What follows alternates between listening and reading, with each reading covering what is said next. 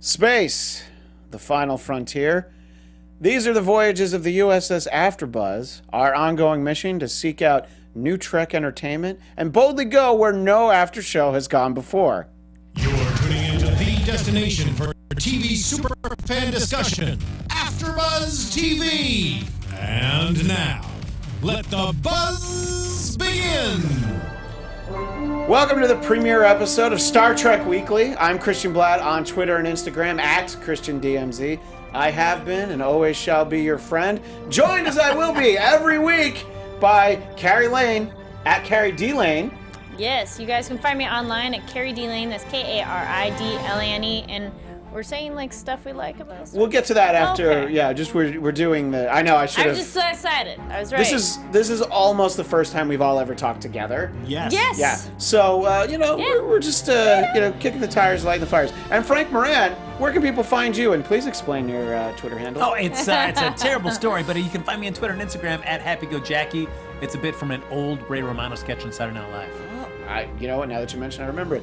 And before we dive into Star Trek Discovery, I thought it would be fun if we each took a moment and talked about a favorite Star Trek episode, or movie, or book, or comic book, or whatever. It doesn't have to be your absolute favorite, but I will say that my favorite episode of the original series always has been The Trouble with Tribbles. And to the extent that my mom would always talk about this episode, and where I grew up in New York, it was on at midnight on Channel 11, and we had a VCR before a lot of people knew, and my mom would record it every night, just trying to get that episode. And we finally got it, so she talked it up, and usually things don't live up to the hype. But to this day, I still think that's some of the funniest writing I've ever seen. Kari? My story is not as cool. I was going to say, I think mine had to go with the first Star Trek I remember going to see in theaters was Star Trek Insurrection. And I remember thinking it was very cool as a kid, and I only kind of watched Star Trek in patches, so I still remember liking it, even though I wasn't like super into the franchise. Yeah, we were talking before we started, and Star Trek Insurrection isn't bad. It's just not special in any way. So for people who were like, well, you only get a Star Trek movie every few years, some of us were let down. But see, that was the first one you got to see. Yeah, it was so fun. Great. And Frank? Just to piggyback on yours, just one thing I did enjoy. I'm always a sucker for time travel when it involves in Star Trek. Oh, the DS9 episode where they went back to Trouble with Tribbles? Yes, I was a huge fan of that. I really enjoyed that epised. For me, it's as much as I enjoy the TV shows and the films, I've always been a sucker for the novels too. Just read a ton of them. And Peter David's, whether it be Imzadi or Q Squared, either of those probably are tying, or like ones and two right for me. They kind of vary. But both use time travel as part of them, and very cool. So, in case you were wondering, our Trek runs a little deep here, which is, I think, the way we should go. So the way that this show is going to work is we're going to talk about Star Trek every week. But to start, it is basically going to be an after show for Star Trek Discovery. But as we alluded to, we're going to talk about Star Trek as a whole, TV, movies, comics, novels, video games, whatever you want. So please share your thoughts with us. If you're watching live on YouTube right now, join us in the chat. If you're watching the archive version, leave a message. We'll get to them next week. Or you can tweet at us at any of our individual handles. I'll start about we'll sort of just go overall impressions. And I really enjoyed this story because, look, it's been a long time since Star Trek has been on TV, although I guess it's arguable as to whether or not this is going to be on TV because it is going to be CBS All Access. But just from a writing standpoint, this was a very rare TV pilot that doesn't try to introduce you to all the characters, let you know what all the little backstories are, and set up things that are going to happen in episode 8 or 9. It really focused on the captain, the first officer, science officer. Had to see Sarek, I get it, and it was just like really hit the ground running, and it didn't stop for too much of that. You could see characters that had other lines, and like, okay, they'll be important later. Thanks for not letting us know, who's from a farm in Nebraska, or it's the stuff that we don't need right now. So I appreciated that. I liked the way it kept moving. And we won't go into the actual story points until a little bit later, but this was a rare pilot that also ends with a great cliffhanger for the very simple reason that it's a rare pilot that is designed to get you all to spend money. Yes. So that, and look, the fact that episode 2 is already up, maybe if I didn't have to come here right now, I might have watched it afterwards because I was kind of excited to see where the story goes. And according to Deadline Hollywood, it has already led to a record number of signups for CBS All Access. But let's be honest, it was reported by CBS that it's led to a record number of signups, and they have given no numbers. But that's still very exciting.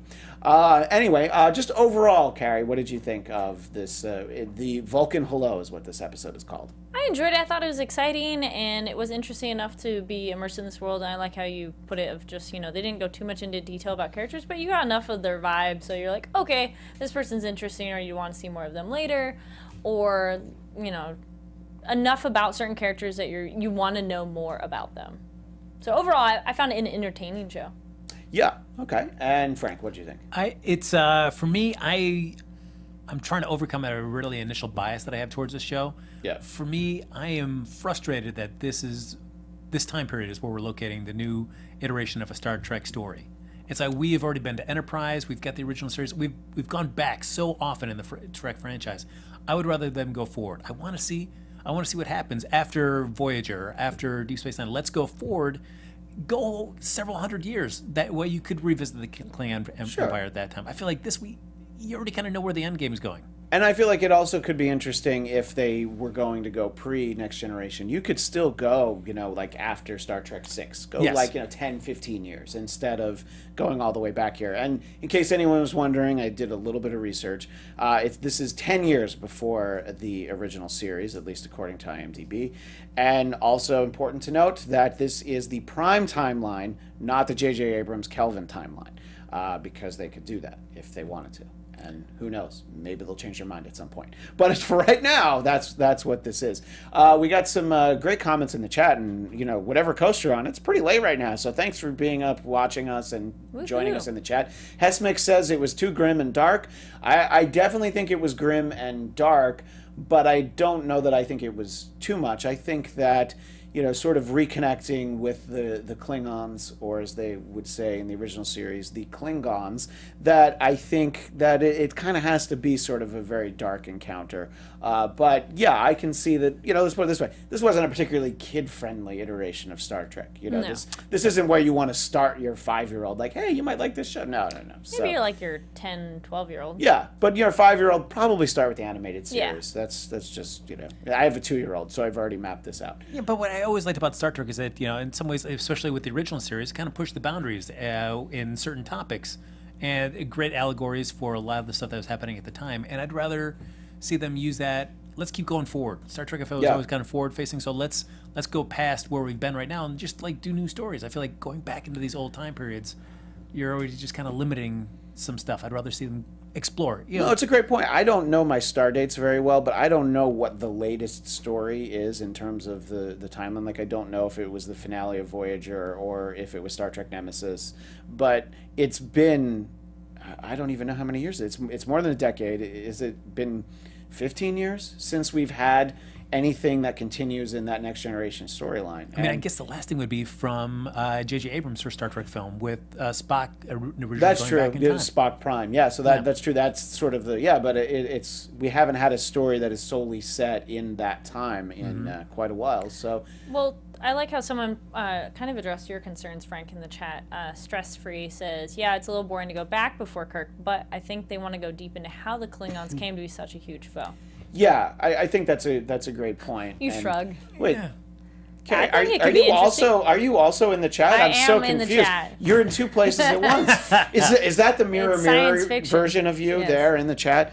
Anyway, I think it's a good point that maybe they really want to go, because when we meet the Klingons, they're obviously this adversary. I like this idea that they haven't seen them in 100 years. Yeah. I will say that I like that this is at least closer to the original series.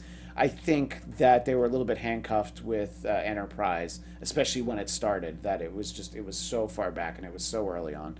But yeah, and look, we all heard about a lot of the stops and start. Like, this was a show that was supposed to premiere in January. This was a show that was supposed to be run by Bryan Fuller, and he's still listed as the co-creator of it. But this is a very different show than I think we would have seen. I don't know if it's better. I don't know if it's worse. We'll never know.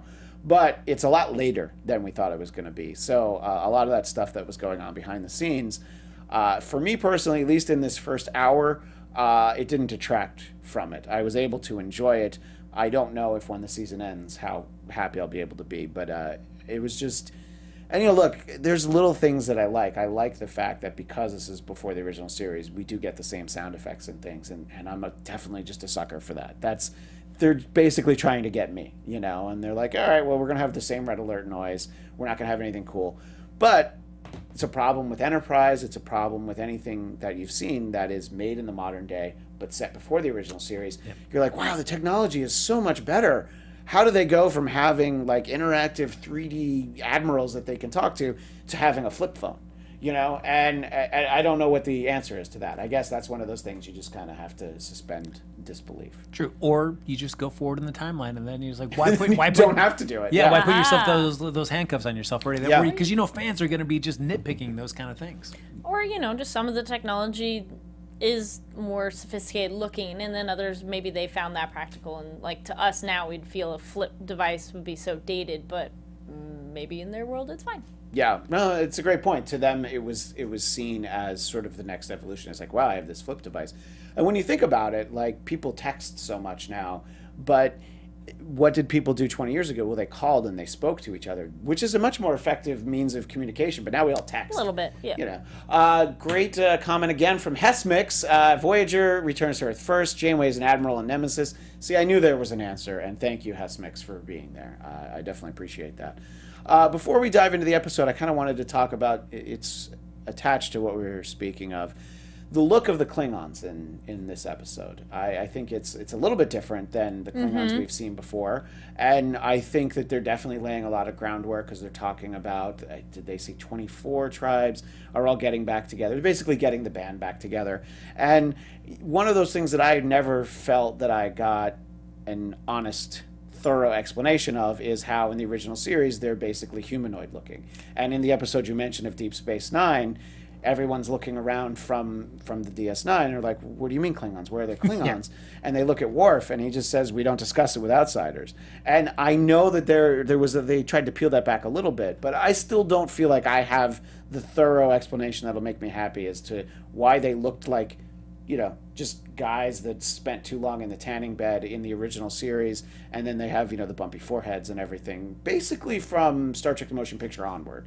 And I mean, the practical reason Didn't is they also have budget. Like the, you know, larger head without hair? It was like a different kind of shape. Yeah, too, right? this was a completely different shape. Yeah, okay. And we saw some. No, in the older. Oh, in the older ones. ones. Yeah, they had little bumps, but they were basically people with just a slightly different, you know. And the prosthetics just got so much better. I mean, the real world explanation is simple, but the Star Trek universe explanation.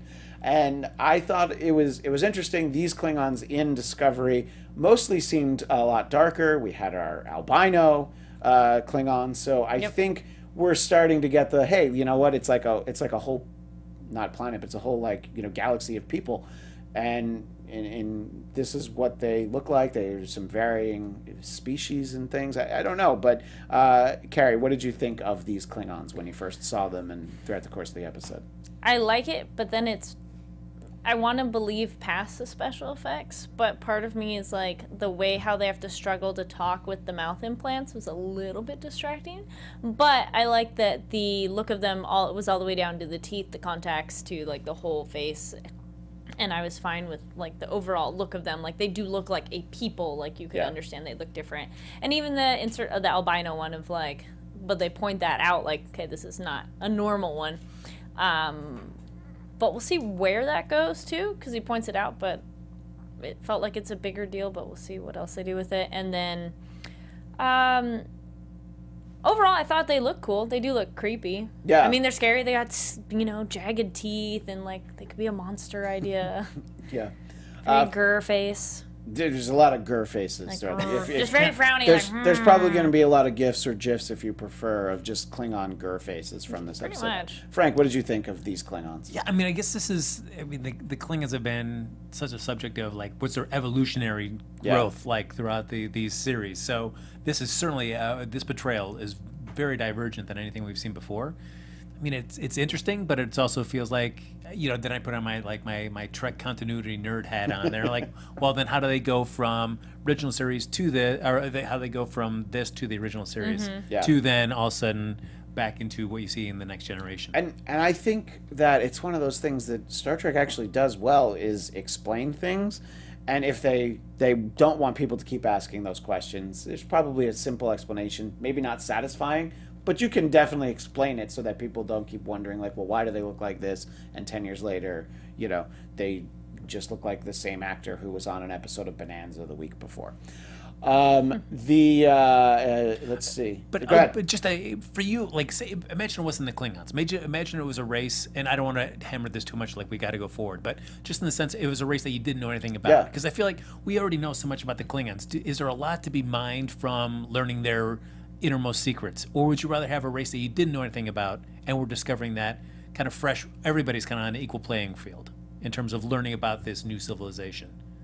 Right. I think you run into, and again, it's a problem with being in this part of the timeline before the original series, that if you introduce a new race here, and then it's like, well, how come nobody saw them for the next 50 years worth of content? Yeah. You know, there's no real win when you do it like this. And again, as you said, how can you solve that? Just go forward. Yeah. From Well, Voyager. Yes. Another thing with how they look too, good point. Sarah in the chat said, I find the albino Klingon to be interesting considering half the Klingons in Next Generation and Deep Space Nine, DS9, yes? Yes. That's it. Yeah, of so many shades of the skin color. So it's interesting at this one, they're generally in the darker brown palette.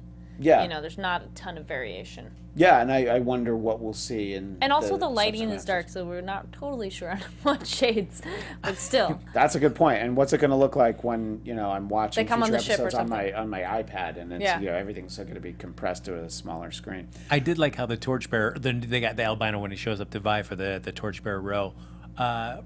It's like everybody's like, "Whoa!" It's like, well, how did you get on the ship in the first place? You pretty much stand out. And he has no name. Yeah. No family. No Yeah. family. Yeah, I'm of no family. Yeah, son of none. Yeah, I mean, the way that anybody hides himself in Star Trek, he had on a hood. You know? That's right. Yep. If Khan can hide under a hood, anyone can hide under a hood. Well, let's talk a little bit about some of the specifics of the episode. As I mentioned, you know, we got to see the Klingons at the beginning, and we get to see Captain Giorgio, played by Michelle Yeoh, and Commander Burnham, and Sonequa Martin Green, maybe? I'm trying. Lieutenant Saru, Doug Jones. Those are really, as I said before, those are the crew we get to know. And I feel like we get to know them each well enough. I think it was very important to see Burnham and Saru's interaction that, like, okay, clearly they're both there to give differing views to the captain. And I don't know, I felt like I got enough about the three of them, their different interactions with the captain, with each other, and we can find out about everybody else in the weeks ahead. Kari, did you feel like it was satisfying? Did you want to know more? Or how did you feel about really just focusing on the three of them? I was good with I feel they're the pillars. They're the main, like, people that are going to be in charge of the ship. So they're the most that might have a lot of depth going on, and it was enough information about them and it wasn't like, let me give you an entire, like, 20 minutes of exposition about myself. It was enough little, like, moments of seeing the childhood training was good, we've been farmed, raised, like, those were interesting. It was like short, sweet, got it, I get it. The other people, just seeing little bits of them, I was curious to know more about them, but I wasn't like, oh no, I'm missing information. But it was enough to be like, they look interesting, or there's something there. Yeah, it's like, So, I feel like cool. I'm going to like these people, Yeah. or maybe not. Frank, what did you think about mostly focusing on these three? What I actually liked was right at the beginning. It's always kind of nice to see a Starfleet mission kind of go off without a hitch. Yeah. So often when they go to a planet to help out another civilization, something usually goes wrong, and then they get, like, stuck on the planet, and there's a misunderstanding or whatnot. It was just kind of cool to see Starfleet kind of doing what it's intended to do, to go help out a civilization in distress, and actually successfully achieve that by, you know, getting them another water source again. So that was that nice little cool way to actually, all right, you did a nice little cool little thing for the civilization. Now you're off and running to the next big thing. Yeah. Damn. So and I like just kind of, I feel like if you're going to be starting this, we got to really invest in these characters. So much like you were saying at the beginning, it's nice not to go scattershot on everybody, but let's just get us a few characters that we can really invest in. That way we were really kind of intrigued by where this story's going to take us. The other casting that I feel like is worth mentioning was Sarek, and that he's played by James Frain, who fans of Gotham would remember as Theodore Gallivan, who's also Azrael. He's in a bunch of other things, but I actually was staring at him. I'm like, God, who is that guy? And then it dawned on me, I'm like, he's the guy from Gotham. I felt okay with having them put Sarek in there. You know, sometimes that can be the sort of thing people complain about, is like, oh, why do we have to get these characters from before? But I think just to kind of tie it back to what we knew, he's not in it too much. he's mostly a hologram, and I don't know. I was fine with it. I just hope we don't have a young Spock cameo too soon. But I was happy to see him. Were you all right with the inclusion of Sarek, Kari? Yeah, that was fine. Interesting of someone in the chat pointing out the tall alien, as in, I'm pretty sure they mean Doug Jones, was like Data or the Doctor, a bit of a scene stealer. I thought he was really interesting because it was fun to hear his voice in there and see him in more stuff. Yeah, and I mean, I understand the point about Data, but you can't say that the Doctor is a scene stealer. I assume he's referring to Doctor Who, because that would be the entire show. But I mean, if you mean Dr. McCoy, he's not really so much of a scene stealer as he's in like the movies. Oh, the new movies. Yeah, Carl Urban. Yes, okay, but I'm talking about DeForest Kelley. He's just more of like a joke machine. He's basically there for one-liners, and it's true. I guess this deals from that. What did you think about seeing Sarek, Frank? I didn't mind it. I guess like with any show like this, you want to be able to give some nod to the greater Trek universe as a whole. To be able to say, like, yes, we are associated with in this greater universe, and there are some touchstones for you. So it makes sense, like, of anybody that you could figure out to fit into this that would have a greater implication to the rest of the Star Trek Starks, like the likeliest of choice. So, yeah, I think it makes sense, not being somebody from the crew of the original series that's 10 years younger, and I don't think we needed that. Like a really old Scott Bakula, Jonathan Archer. Well, actually, when she talked to the Admiral, I'm like, watch, this is going to be an old Scott Bakula, and then I'm like, wait, he's too busy with NCIS New Orleans, so he didn't have time. But I thought that's what we were going to get, but it wasn't. All right, well, we're kind of around the halfway point in the show, and me personally, I've been very positive, and I don't know how much people like that. As long as you're being honest. I'll be very negative, though. The new theme song and the opening, very underwhelmed, and I think that you don't have to do anything like what we've come before. But I do like the space, the final frontier. I like the whole thing. I like to have an upbeat theme, and this was reminiscent of the theme from probably more like Deep Space Nine, where you're just like, oh, just get over with it already. Like it just drags on too long. The original show had a great theme. Next Generation, arguably a better theme because it was a little bit more modern and and that just moved and it just hit the ground. But so yeah, I didn't love the theme. And I don't know that it's going to grow on me because I'm probably going to fast forward through it every time from here on in. So, that's probably on me. But did you think I looked away. I wasn't totally... I mean, I didn't dislike it, but I was like, so that tweet I meant to do. Yeah. You know what? That's true. Maybe I'll leave it playing because I'm like, all right, now I can catch up. Yeah, on like it tweets wasn't for a like, minute and a half. fast forward. Yeah. Sarah in the chat says adores the new opening. The one for Enterprise was way too long, and It might be one of those to hear it like a couple times, because there are some theme songs and shows that like after a couple episodes I'm so excited. I'm like, oh, it's the theme song, and like we're here. I mean, this is just the first initial one. I wasn't pulled in, but I'll definitely watch more thoroughly next time. You'll be more patient. Yeah. I don't know that I'll give it another chance. It was the first impression. What did you think, Frank? Yeah, I was let down by it as well. I wanted to see a new spin. I don't know if I wanted to see like blueprints of various Starfleet technology. Oh, I thought that was cool. I mean, I figured like if any show should have had that kind of opening, it would be Enterprise, because you're really kind of setting the roadmap for the rest of Starfleet technology. Like this, we already kind of know the nuts and bolts of this stuff. We really don't need to. I don't need to see a diagram of suits and stuff broken down for me. So with little bits of the Discovery kind of flying through in the background. And the music was just really kind of like slow and it wasn't propulsive, like you said. You want something to kind of really get you jazzed up. Yeah, just to set the tone. Stress Free K said he or she likes the visuals of the opening and it looked artistic, so thank you. But it wasn't that big a part of the show. It was only a minute and a half. Maybe it felt like 3, but then it was over, and I guess that was the important part. And we saw a couple of interesting things in there. I was reminded consultant Nicholas Meyer. Jazzed about that. Yeah, best known for Wrath of Khan. Created by Bryan Fuller. So as I mentioned earlier, I'm like, all right, so clearly this is going to have his stamp to some extent.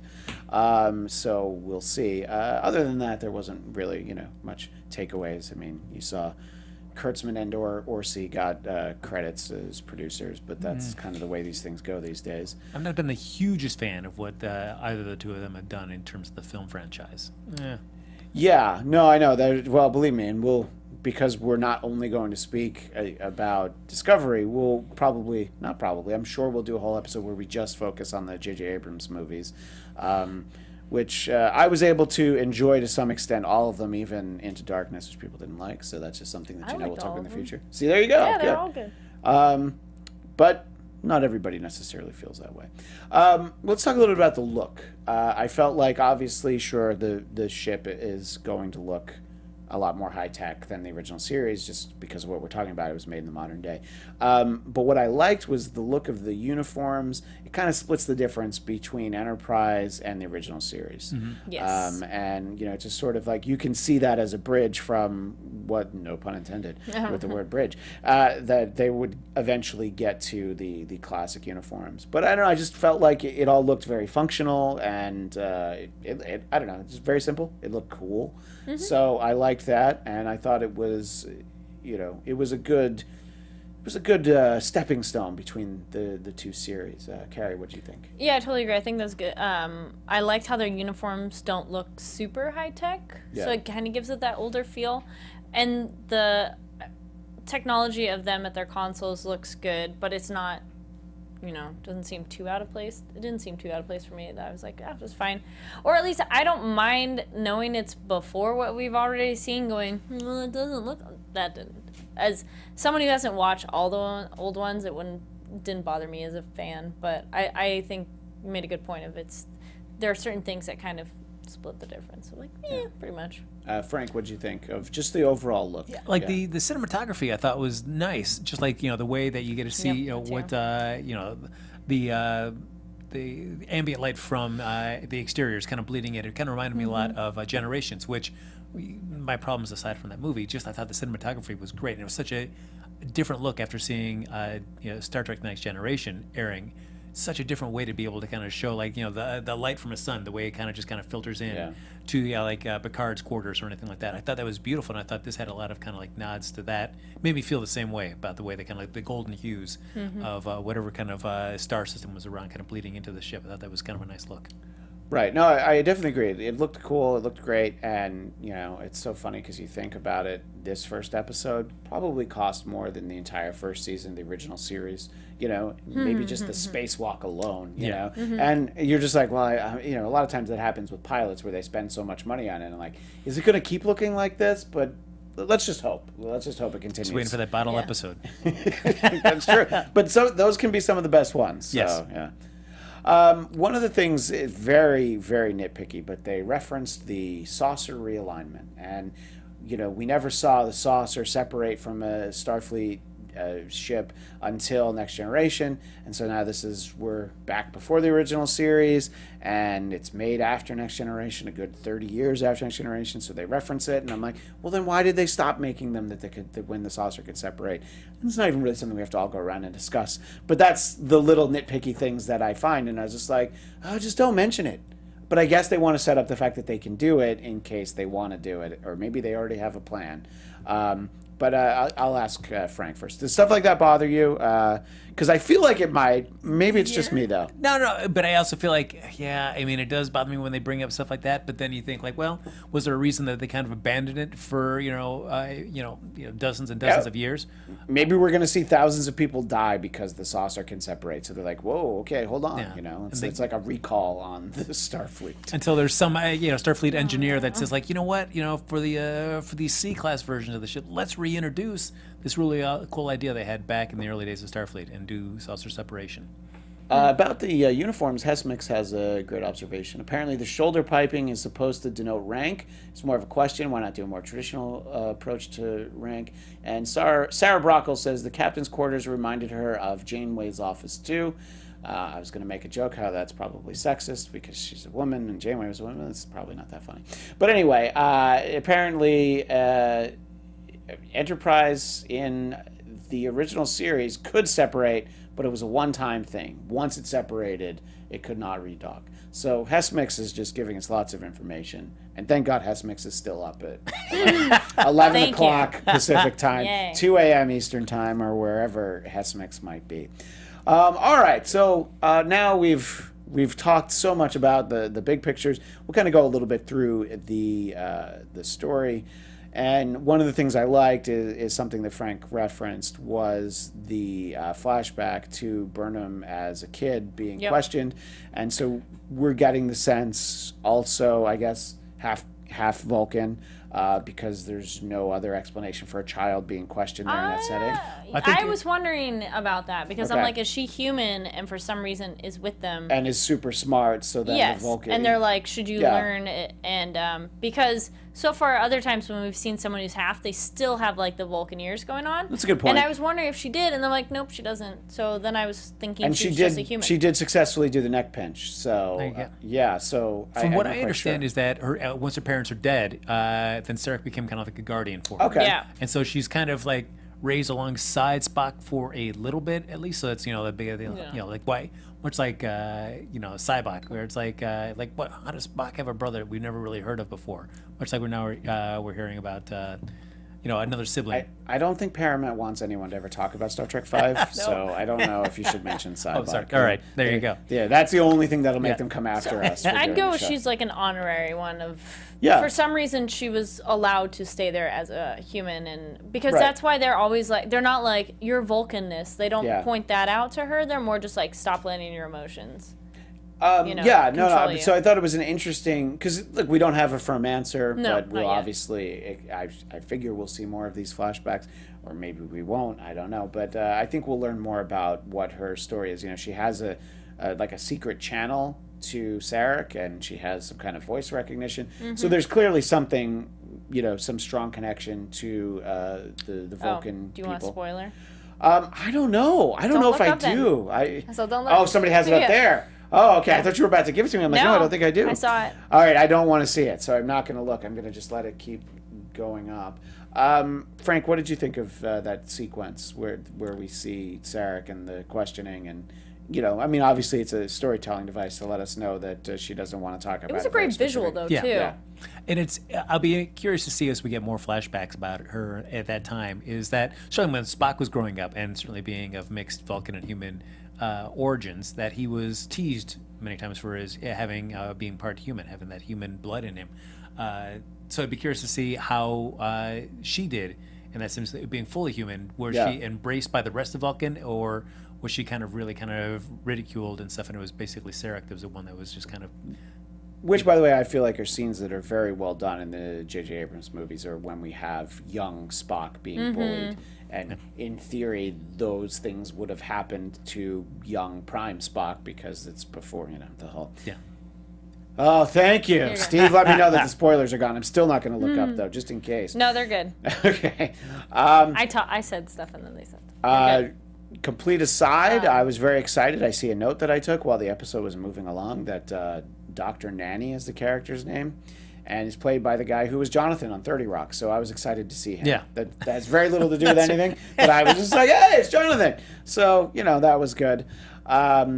Wait, which character? He's the doctor. He's like 2 lines when she wakes when up. The first officer wants to leave sickbay.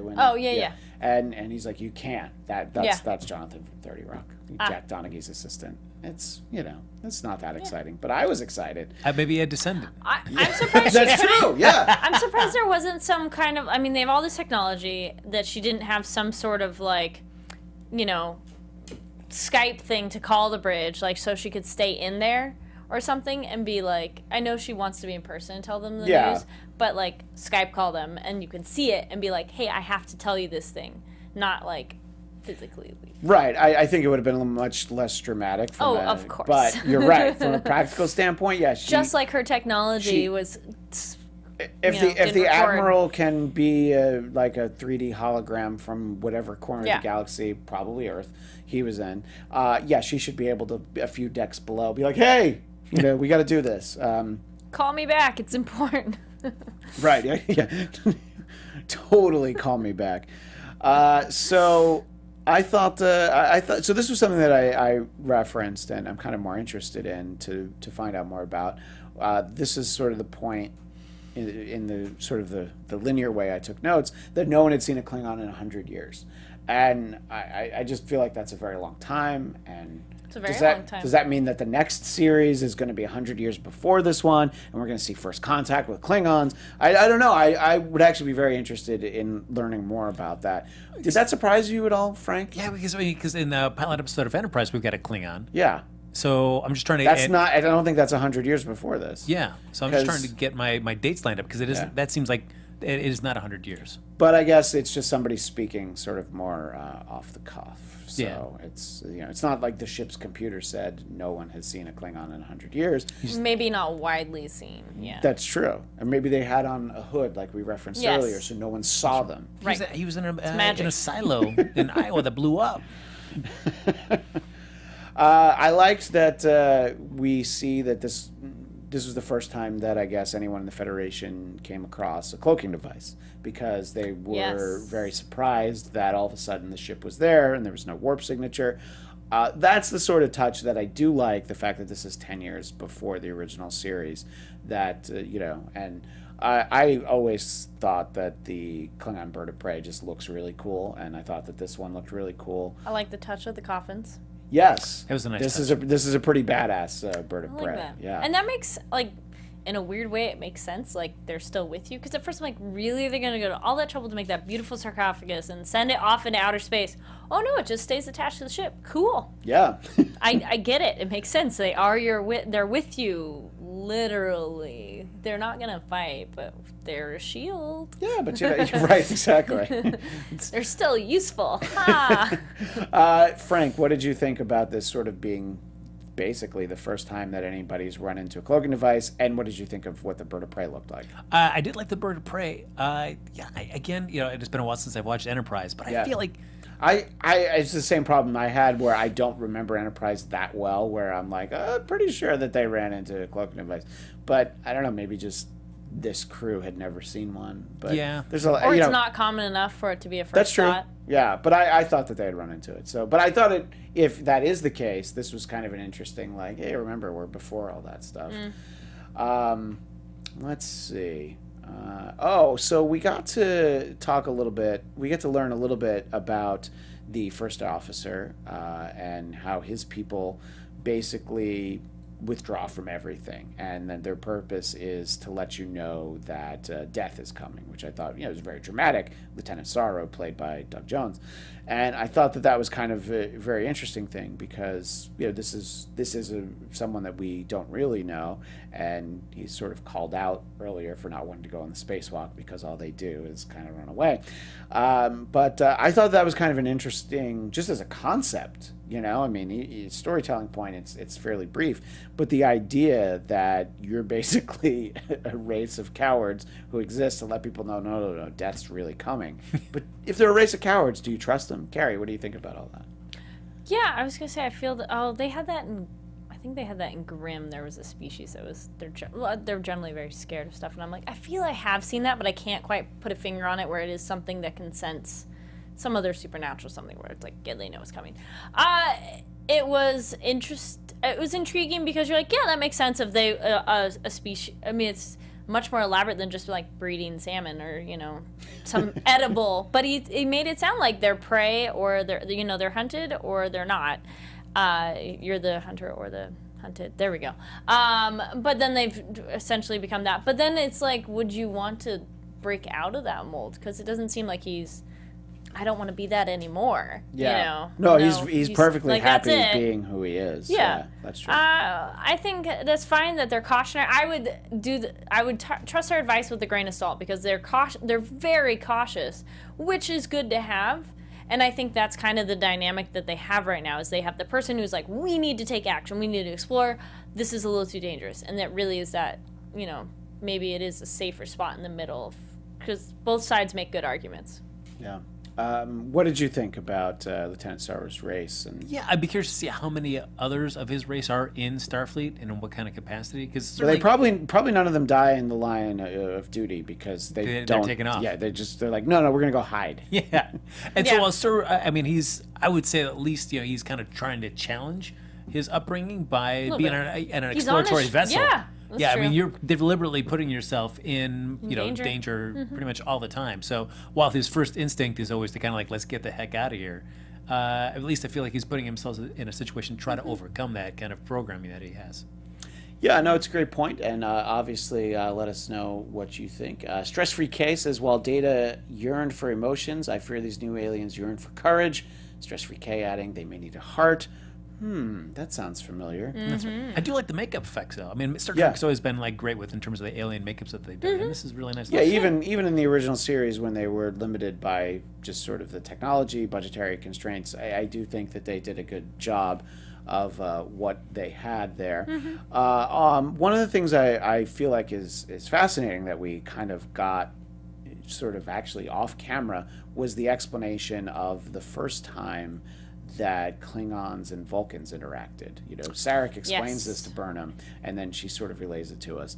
But if you want to talk about something that they can go back and tell a story of, whether it be in a novel or comic book or movie, whatever, I'd certainly like to see that. The idea that Vulcans realized after one ship was destroyed is like, okay, we just have to shoot first, doesn't really seem like the way we think of Vulcans, but obviously these are also Vulcans, somewhat earlier in the timeline, although it's only 10 years before we meet Spock.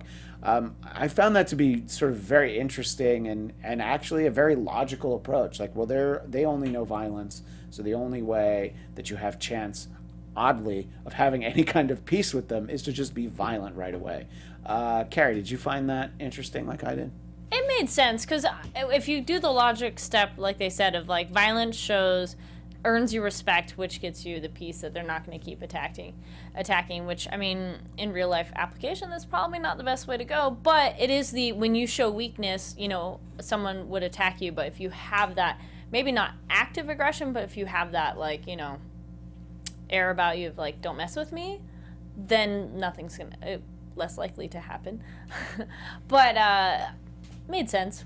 Yeah, look, I've never done time in prison, but in movies and TV, they always say prison rules. They always say that the first thing you do on your first day is you look for the biggest, strongest person. You go up and you punch them in your face. They're gonna kick your ass, but everybody's gonna be like, "Oh, they're crazy. They went after." So I guess that's kind of, oddly enough, that's the Vulcan way. Yeah. Is that what you think, Frank? That's the thinking there. Well, because I feel like if you always kind of look at it like the Vulcans, even though they're part of Starfleet, I also like they've always, especially in this early iteration between like before they're still kind of like not quite sure how much the human race is, how good they're going to be out, in space. I feel like they always kind of kept like some of their technology kind of reserved back for them. So I always felt like, technologically speaking, they always had a little bit more superior firepower than the Federation. And so then you've got then the Klingon Empire, which I feel like I can see the Vulcans being more of a match one-on-one against the Klingons than necessarily Starfleet at this point with the Klingons. Yeah, because even at this point, I mean, they haven't been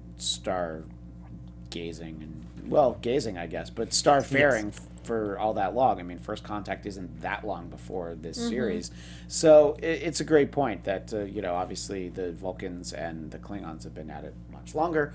And before we move on to talk more about the episode, I wanted to let everybody know that book clubs are back in action, and so are many other fall activities. Audiobooks are the perfect complement to your busy schedule since you can listen while you do other things, multitasking at its best. You won't be unprepared for a book club again. If you're looking for a new book club, try the audiobook version. By listening to the story, your group conversation can go to a whole new level. For instance, discuss how the voice of the narrator impacted the story. Listen to new releases such as My Absolute Darling, a debut novel that has been getting rave reviews, The Girl Who Takes an Eye for an Eye, new in the Elizabeth Salander series, or A Column of Fire, the new Ken Follett or possibly Follett, and enjoy a whole new book club experience. Visit tryaudiobooks.com/podcast for book club suggestions, discussion questions, and a free full download of an audiobook of your whole book club or for your whole book club to listen to. Penguin Random House Audio is the premier award-winning audiobook publisher. They have 13 Grammy Awards, 69 Audie Awards, and 15 Odyssey Awards. Penguin Random House Audio is dedicated to producing top-quality fiction and nonfiction audiobooks written and read by the best in the business. There's a great Star Trek tie-in to audiobooks, and it's an infamous outtake from a book that, you already know what I'm going to say. William Shatner was reading, and he said the word sabotage for the word sabotage, and the person directing it tried to correct him, and he's like, no, that's how I say it. Sabotage the system. And I don't know what the end result was, but man. there's some great outtakes, I think, from that book. I don't know how many books that Shatner did, but so that's a tie in there. So, I love you never know. You audiobooks. could get stuff like that if you just dive into the world of audiobooks. Try audiobooks.com/podcast. I will say, I love Shatner. audio. Oh, sorry. Oh no, Shatner's run on all those Star Trek novels that he did that Yeah. kind of take place after Generations, where he does all the narration for him. Fantastic. I've listened to them all. They're Really? so See, great. I didn't really dive into those because the idea that he wasn't dead I was like, well, I kind of saw him die. You know? He was resurrected through Borg technology, Christian. So All right. No, I sit corrected. Sorry, I'll what were you have going to check say? those out because I love audiobooks. I drive a lot. We live in LA. We do a lot of driving. We sit in our car a lot. We're So actually audiobooks are in amazing. traffic right now. That's right. In the last few minutes, I kind of want to talk about a very pivotal moment here in the pilot, and it's the simple fact that Burnham, for all intents and purposes, tries to basically, it's not a mutiny where you get everybody behind you, but basically completely Solo disregard. mutiny? Yeah, basically disregard a mutiny of one. Disregard the Mario. captain's orders to the extent that she incapacitates her. Yeah. And tries to do something. Go direct, not just not listen to her orders. Like do exactly what she says. Don't do. And I think that, look, someone said that this is a little bit of a darker Star Trek. This is something that I can't imagine seeing done any of the crews that we've had on any of the series before. Try to imagine any first officer, could you imagine Riker saying like, you know what, I know better than Picard. I'm just going to, knock him out and, just send some photon torpedoes at a ship. So I think it'll be really interesting going forward to see the ramifications. The fact that all of the Klingons show up shortly thereafter, it really heightens the tension. But the fact that this, so those last couple minutes are why I'm like, well, do I want to spend $7 a month, or maybe it's $8? And I was like, man, I could see people doing it. So Kari, give us your thoughts on how that all played out and how it tied into the cliffhanger. That part was great in terms of. I'll wait. Hold on. I need a second. Go ahead, Frank. I'm gonna wait. I had it and it's gone. Just the kind of mutiny of it. I was like, wait a minute. But then when all the Klingon ships come up, it'd almost be like, turn around and be like, can I say I told you so now? Yeah, well, that's kind of, that was my feeling. I was like, yeah, she's probably right. It's like, look, I said they were here. Yeah. And so that was great. Because it's one of those like, well, but we already kind of seen the preview for next time. That's not good. But even before that is the moment, like in the office of like, you can't do that. Like it's gonna disrupt the crew. It is a very you could go with the emotional. It's a very hasty action, but I don't even know if shooting at the ship would have done you any good when all the other ships showed up seconds later. Yeah, you still would have had to deal with all of them. Yeah, but so- I think. I don't know. I think that it's sort of it's the Kobayashi Maru. It's the no-win scenario. Yeah. You shoot at them and you try to not endear yourself to them, but speak to them in their own language. Or they're like, well, see, that's an act of aggression. Obviously, we need to get into a war with these people. There's obviously either case can be made. Frank, Yeah. what did you think of the way that played out? Yeah, it's that mutiny was interesting. What I did like though is that certainly having some Vulcan roots in terms of her raising with Sarek to do the nerve pinch. But I feel like since she's just a human emulating that doesn't quite last as long as she doesn't quite do it just the right way. So that the captain can still get up much more quicker than I think if a Vulcan had done that nerve pinch to be able to kind of stop this mutiny in its tracks. Yeah, and I look, I'm very excited to see where that goes. I suppose that if I had CBS All Access, I would be able to watch that right now. And that's actually the question that we're going to leave everybody with. Please let us know what you think in the comments on YouTube after the fact, what you think, and we'll kind of go around. If you had no ties to AfterBuzz where you were going to be able to watch it here and you would have had to pay out of your own pocket, would this episode have convinced you to, you know what, I'm going to sign up for CBS All Access and I'm willing to pay, let's say, $8 a month for basically just this show? We're just going to assume that nobody's a fan of The Good Fight here. But, basically just for this show, I'm inclined to say that I'm interested enough, and But would I burn my free week on episode 2, or would I wait until they're all up? I'd probably wait till they're all up, to be completely honest. But I am pretty excited. So I say that, not having to actually make the decision. But I don't think that this would actually get me to pay for CBS All Access. Kari, if you had to pay, would you? I'm a binge watcher, so I agree with the thought of waiting till later. I don't know if I would pay for it. Cause Yes, get the free week and watch them all. I would do on the 1 week because I'm like, I already pay enough for whatever else I watch. Yeah. So I'm like, not another one. Like, to be honest, that was my first impression with that. I'm like, another service I have to sign up for. So I was like, maybe not. Not any offense to the show, but more just the principle of itself. It's the platform. Like, and look, here's the thing. There's a part of me that doesn't want CBS All Access to succeed because then you'll have NBC All Access and, and obviously... You could have Fox All Access. You could have FX All Access. Yeah, they're all going to do it. Everything. And then I'm like, so it's like everything can then. break up, and that's probably where they all imagine we're headed. So if this one doesn't do well, then maybe that puts the brakes on that. But Frank, what did you think? Would you be willing to pay for this show based on this pilot? I'm agreeing with what all of you said because it's not going to be 52 weeks out of the year. There's going to be these initial 8, then a little downtime, then the back half of the season, and then who knows how long it's going to be before season 2, if a season 2 even happens. So it's like, would I want to have CBS All Access during those downtimes? Not if there's not enough like Hulu or Netflix where there's a lot of other original content on there to kind of occupy my time other than The Good Fight. That's just not enough to justify it. And I also would like to know for this series, because there's been rumors it was going to be kind of an anthology. Brian Fuller kind of said, like, every year could be kind of like a different time period. Oh, I do remember he said that. Yeah. Whether that's the actual case now that he's not really as closely associated with the show as possible. But if they came on and said, like, you know what, every season is going to kind of visit a different time period in the Federation, I think I'd be more inclined if they go to the future. Yeah, if they go to post Nemesis, you'll be on board. Or even, like you're saying, even between, The Next Generation and the original series. Yeah. That gap, it just varies different time periods in the Federation. I'd be more curious to invest in it. Stress Free K says, no, CBS All Access must die. But we do hope that all of you continue to watch the show, because then you'll be able to join us next week. But please let us know what you think. Did this pilot, the Vulcan Hello, did that inspire you to want to spend money on CBS All Access? Let us know on the comments, or you can tweet at any or all of us.